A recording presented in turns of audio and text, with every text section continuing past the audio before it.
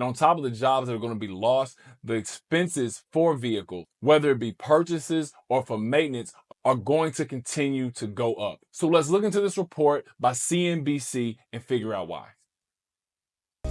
The average car price is nearly $50,000, a 30% increase over the past 5 years. Basic auto. A 30% increase for an essential item, even though we're constantly being told that inflation is single digits. Okay. Automobile is $50,000 or more. Monthly payments are also close to an all-time high. There are plenty of models that are going for more than $100K. A record number of owners are underwater, paying more on their loans than their vehicles are worth. Even so, automakers have resisted making cheaper ones. Margins are slim and costs are high. Chinese cars are cheap, but those are getting slapped with tariffs. Insiders say U.S. carmakers can't depend on protectionism. They'll have to cut costs and sell. And this is what I've been saying. American manufacturers are not competitive, not because the Chinese are cheating or because of whatever made up reason these politicians keep echoing. But we have a different culture, a different business strategy, and a different regulatory environment here in the United States. Even without government support, some Chinese firms have big advantages. We tried to lay out that it's not evolutionary change. Like, you actually have to make quantum change to the organization, culture, and approach to be able to achieve that.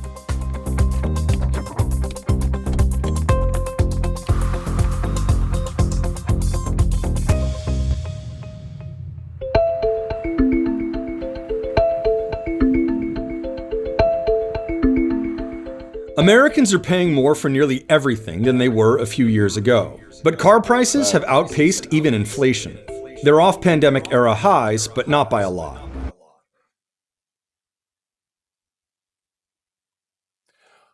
See, and this is what I really feel like all the reports that I see when they talk about inflation in general tries to make it seem like this has been a single-digit number. Like it's been like, oh, inflation's around 3%, 4%, 2%, 3%. That's not, I mean, maybe four times six. But that's crazy though, because after 2019, COVID happened and the prices of everything fell completely out. So the inflation would have had to compensate for that big dip and then pass up to get to 23, right? Over the course of that time. So it's not just, if this is 2019, this is 2024, the actual inflation rate has to compensate for that huge dip during COVID. Let me know in the comments what y'all think about that. Am I off? What do you think about how car prices have been over the last few years? They're astronomical, but I mean, the technology keeps advancing. Technology isn't free. I shopped around quite a bit. Before I was driving a Toyota Highlander and the price, so I went with the Tesla. Oh my goodness. So what does the industry consider an affordable car? According to the Center for Automotive Research, it would cost about $25,000. The average U.S. household spends about 15% of income on transportation. That's everything: car, gas, maintenance, and so on. So, about 51% of the population can reasonably afford a loan on a $25,000 car at 8% interest for 48 months. 8%? If you extend the term of the loan, y'all interest rates is 8%? The interest rate on my pickup is 2.5. That's crazy. See, and this is why we teach better habits in the course. Hit the percentage goes up from there. The issue is there are very few cars at that price. Prior to 2018, cars that sold for less than $20,000 made up about a fifth of the market. Since then, they have all but vanished. A few models might start there, but no car sold in September 2024 had an average sticker price below $20K. Only 6 are below $25. Meanwhile, models and sales of new cars over $60,000 have soared. You're selling directly to people who want. See, and this is exactly why I'm saying that these tariffs are going to cause so many problems. When I was in grad school, we did a case study. I think it was on Audi. I want to say it was on Audi. If I'm wrong, somebody please correct me. But what it explained was how a lot of these auto manufacturers, they had a luxury platform and they had a price conscious platform. And the way that the business was structured, 87% of the parts were the same. So you have a steel vehicle frame that goes through an assembly line. And then by the time, once it gets close to the end, it branches off, and then they have these performance parts put on this platform and regular part, I think it was Audi, put on this other platform. And what's happening in the culture around American manufacturing, especially as we had some hard times in the more recent years, is they just shut down this tree of the manufacturing process. That branch just got cut off. So many of these manufacturers, they don't want to make affordable cars. Think about yourself. If it costs you the same amount of time and energy to make an apple pie, let's say, and sell it for $5, as it does to make one with some type of sprinkle on it that you could sell for $10. Well, if it costs you the same amount of time, why not just make the more expensive one and enjoy bigger profits? It's a cultural business strategy thing in the US. Not a lot of bells and whistles, and so there isn't a lot of direct targeting of people who would want a small, cheap car. This might be a strategic mistake. Here's how they got so expensive. Factor 1, the continued rise of the sport utility vehicle. They went from about 30% of sales in 2009 to over 50% in 2019. Americans just love big cars. When Ford released the now discontinued subcompact EcoSport SUV, it said the average price would be $4,500 higher than Ford would get from the Fiesta, even though the SUV and the car shared the same platform. Second, and this is my point, many of these vehicles have the exact same platform. There's just small changes made to where they change the ticket price thousands of dollars. priorities changed. The legacy automakers in the US have been pretty explicit about, we are going for profits, we are not going for volume. And so we are going to sacrifice volume if it gives us a bigger margin. And that's a different strategy than they've followed in the past.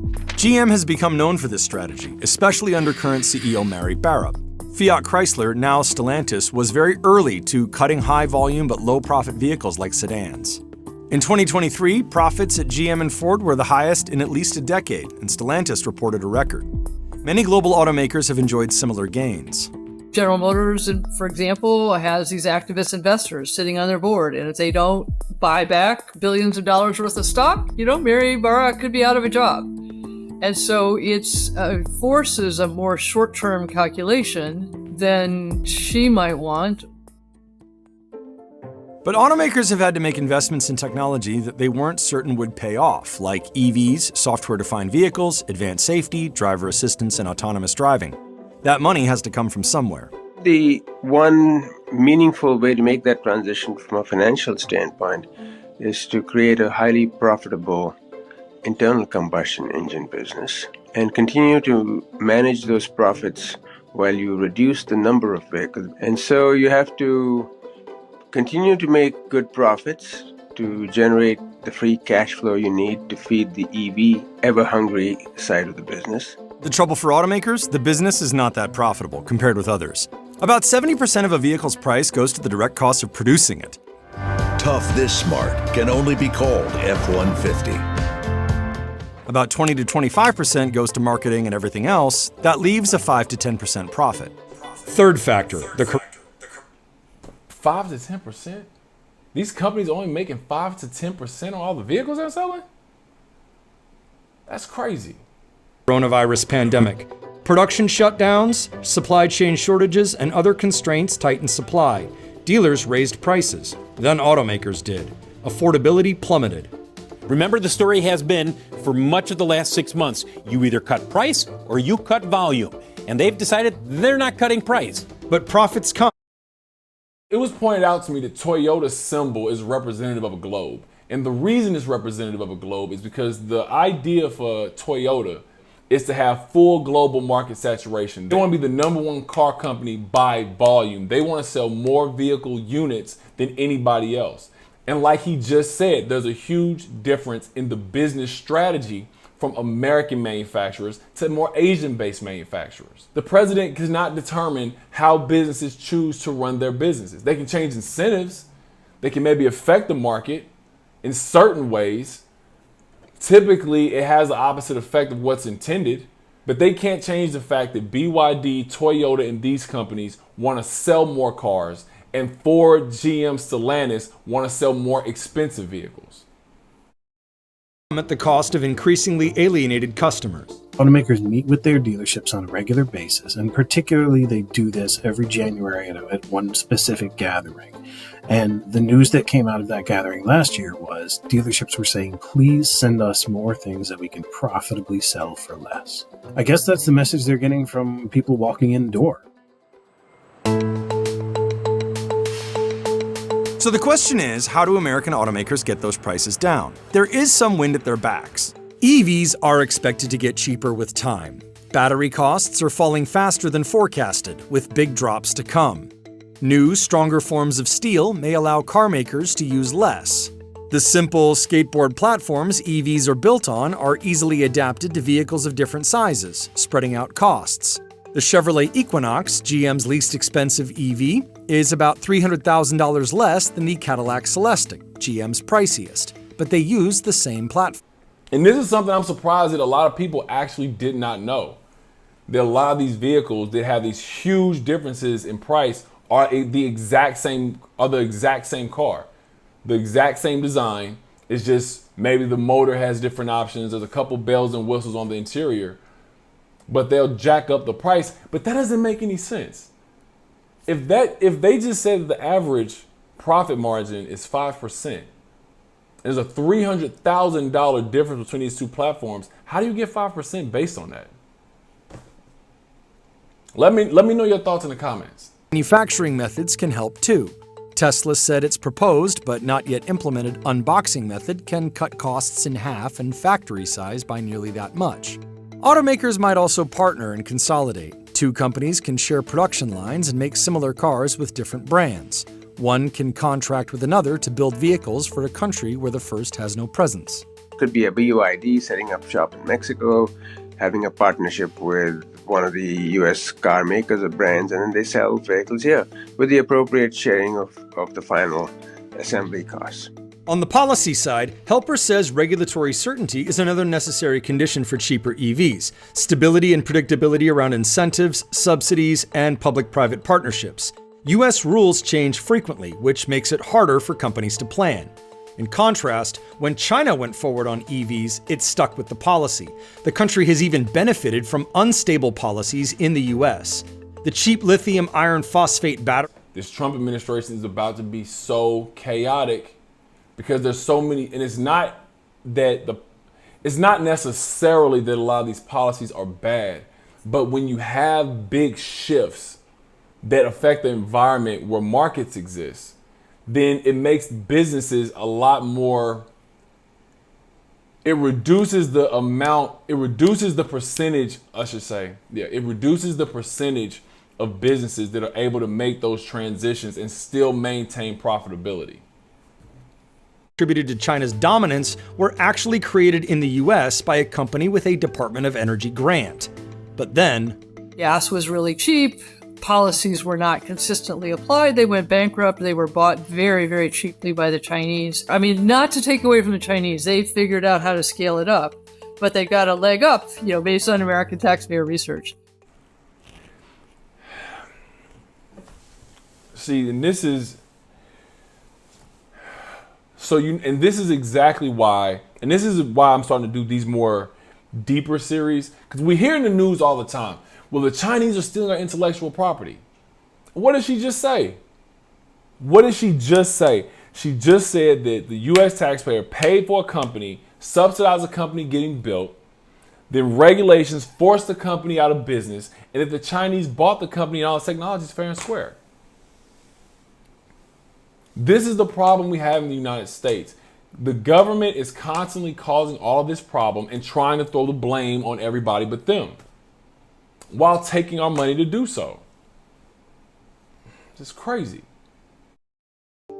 The Alliance for American Manufacturing, a group formed by domestic manufacturers and the United Steelworkers Union, is in favor of tariffs and subsidies and incentives to boost the domestic industry. The group wants to keep many of the current policies in place. We're trying to gradually make a transition to new types of energy-run vehicles, whether it's electric, hybrid, other sorts of technologies as well.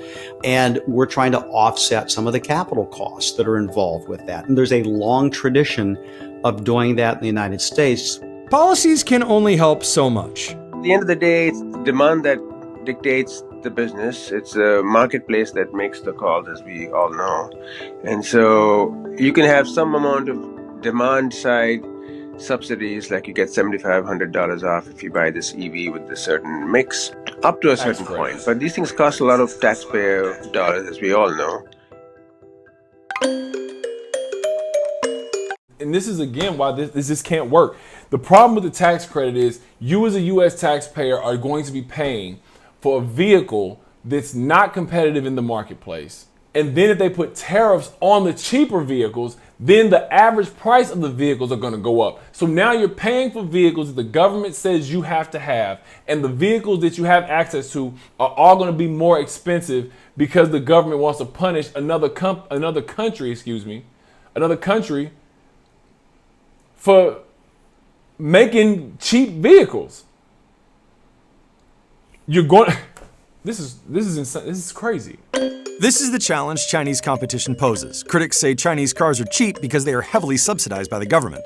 There are other factors. Wages are really low. There's a fair amount of evidence of forced labor in part of the battery supply chain. There's also a lot less attention to environmental considerations in terms of cleaning up and having a clean battery operation, which uses a lot of nasty chemicals. That said, the best of the Chinese EV... This is the reason that the manufacturing thing in the United States is gone completely anyways. That's the main thing.